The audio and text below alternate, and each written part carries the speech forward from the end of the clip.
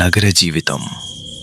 శబ్దం, ఒత్తిడి, అలసట, అవి అన్నిటి నుంచి దూరంగా నేను, నా భార్య దీప్తి, మా కొడుకు ఆదిత్య ఒక దూరమైన ఫామ్ హౌస్కి వెళ్ళాం. అక్కడ ప్రకృతి ఉంది, ప్రశాంతత ఉంది, కానీ మరణం కూడా అక్కడే ఉంది. ఆ రోజు నేను తుపాకీ తీసుకుని అడవిలోకి వెళ్ళాను. లోపలికి ఎంత వెళ్ళానో తెలియదు, దారే కనిపించలేదు. సడన్గా వాన్, చీకటి, గాలి. అప్పుడు నేను చూసింది ఒక మనిషి, చేతులు గుండలి, ముందు మోకాళ్లపై కూర్చున్న ఒక ఆడది. అతను గొడ్డలి పైకెత్తాడు. నేను కాల్ చేశాను. అతను పడిపోయాడు. ఆమె వణుకుతోంది. నేను ఆమెను లేపాను. ఆమె ముఖం కనిపించిన క్షణం నా గుండె ఒక క్షణం ఆగిపోయింది. తడి జుట్టు, మెరిసే కళ్ళు, వాన చినుకులతో తడిసిన పెదవులు. ఆమె నా వైపు చూసి మెల్లగా నవ్వింది. ఆ నవ్వులో భయం లేదు, ఏదో మత్తు ఉంది. ఆమెను ఇంటికి తీసుకొచ్చాను.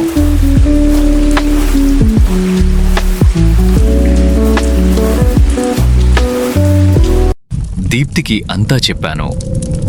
ఆమె జాలిపడింది, కానీ ఆమె తినలేదు, మాట్లాడలేదు, కేవలం నవ్వింది. ఆ నవ్వు ఎవరికి చూపించని రహస్యంలా ఉంది. వానన పడుతోంది. ఇల్లు మొత్తం నిశ్శబ్దం. ఆమె గది తలుపు దగ్గర నిలబడి ఉంది. నల్ల చీర, తడి జుట్టు భుజాలపై జారుతూ ఆమె కళ్ళు నన్నే పిలుస్తున్నాయి. లోపలికి రారా?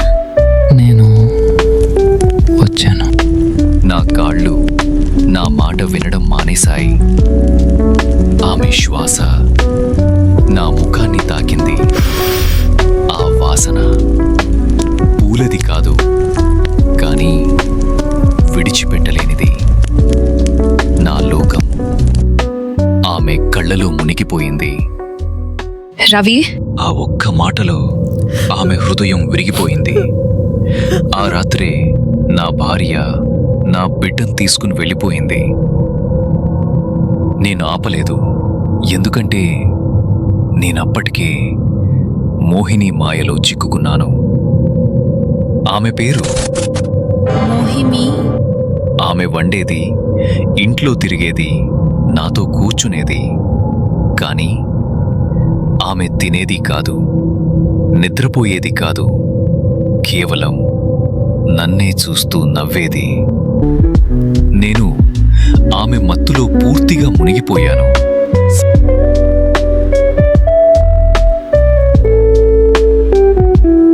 సార్, మా పిల్లలు కనిపించడం లేదు, ఇక్కడికి ఏమన్నా వచ్చారా? ఆ మాట విన్న క్షణం నా కడుపులో చల్లని గాలి పడగెత్తింది. నేను వాళ్లకి ఎక్కడికి ఎవరు రాలేదు అని చెప్పాను. నేను వెనక్కి తిరిగి చూశాను. ఆమె నవ్వుతోంది. అదే నిశ్శబ్ద నవ్వు. కిందికి దిగాను. వాసన పాడైపోయిన మాంసం వాసన. మోహిని.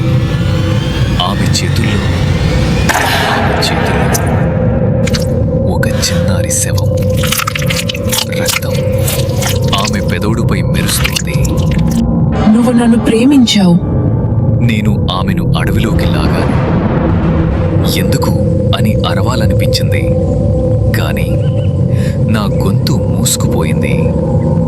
గొడ్డలి పైకెత్తాను. ఆమె మోకాలపై కూర్చుంది, నవ్వింది.